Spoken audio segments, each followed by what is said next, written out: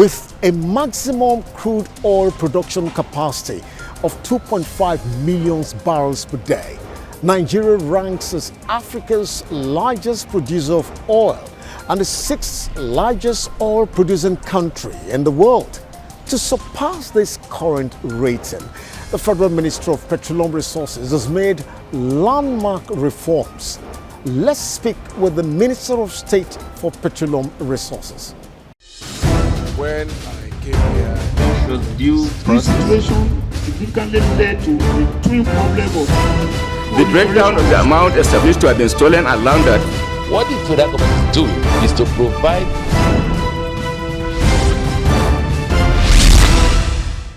When you came on board, you had a strategic master plan. To what extent have you been able to achieve the master plan to improve the oil sector in Nigeria? our strategic master plan, as we came in, was structured around mandates that were given to us. As we came in, we were given 9 mandate areas, and we structured our strategy around these mandate areas. And as we speak, we have been able to tick all the boxes. We've been able to achieve all our mandates. Some of them have been conclusively achieved. Some of them are still ongoing. But we've been able to touch every mandate that has been given to us. We passed the PIB to law. That was one of the mandate areas that was given to us. So that is 100% behind us. The passage of the Inland Basin Bill was also a mandate area. That was also passed very early in my tenure as minister. The Marginal Fields Program, commercialization of flare gas also concluded. And of course, one of the other mandate areas was also the rehabilitation of refineries. We've been able to start the rehabilitation of our refineries. That is still ongoing. The other mandate area was how to curb smuggling of petroleum products. We've also been able to put measures that are stopping this activity, not conclusively. So we have been able to tick all the boxes so far. And for now, what we are trying to do is to now create new areas for us, like new frontiers for us to conquer. For example, the introduction of auto gas for our cars was not part of the mandate areas, but that is really now our focus. And also deepening the penetration of gas so that more households will be using gas as cooking fuel is also something that we decided to achieve, and we are also focused there. It was not also part of our mandate area. So we've been able to touch everything that was given to us as mandate, and we have also, in addition, created additional mandates that we hope to achieve before the end of our tenure. Now, the Senate has commended the NNPC for anti-corruption efforts drive and towards profitability. How were you able to achieve this? Of course, it's by trying to ensure that we entrench transparency in the activities of NNPC.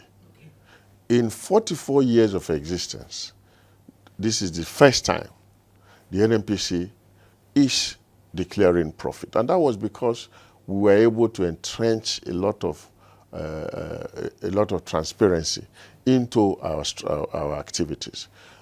And that has been able to pay off. Let's look at petroleum pricing. The major challenge is the prices never come down. And there is a likelihood that pump price of petroleum products are likely going to come up.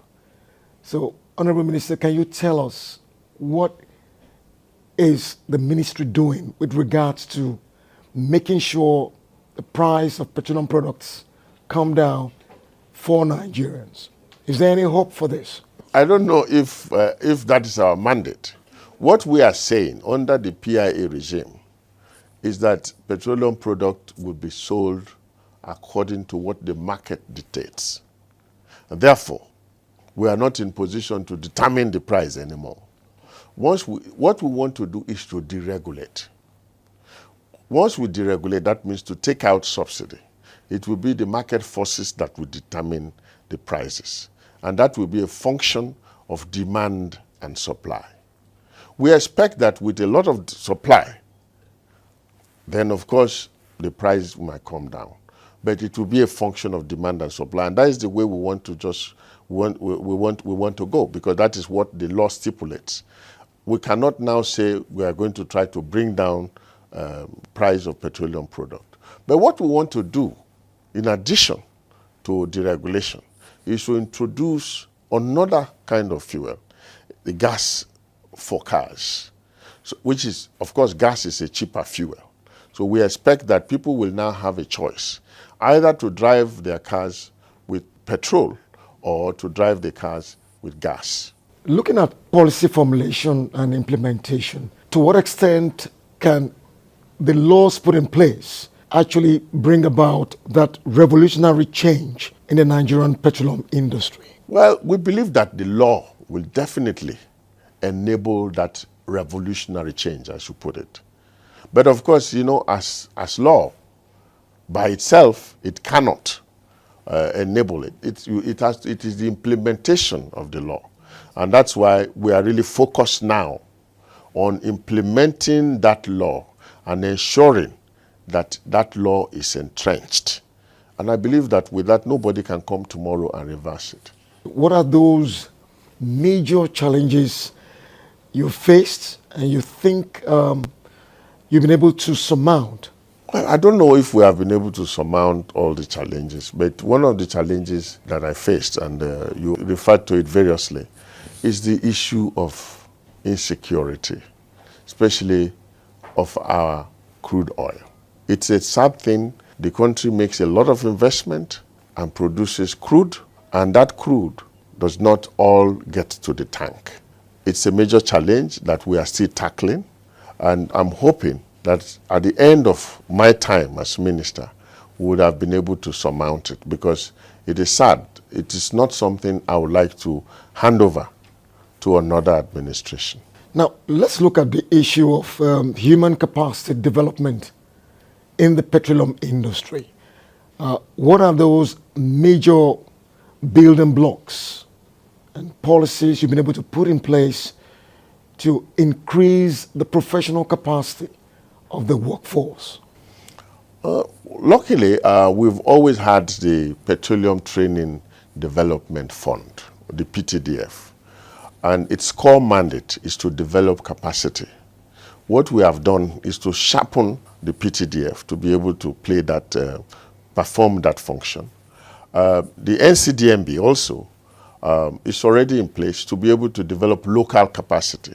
And I can tell you that, especially during the COVID-19, we've been able to really use that platform of COVID-19 to build a lot of local capacity. You know, during COVID-19, which was also one of those challenges that we faced, a lot of the experts went back to their countries because all countries were on lockdown. So we had that challenge of how to operate this industry as Nigeria. And we had to rise up to that challenge by trying to develop our local capacity. And we've been able to achieve that to a very large extent. So how would you describe your experience as the Minister of State for Petroleum?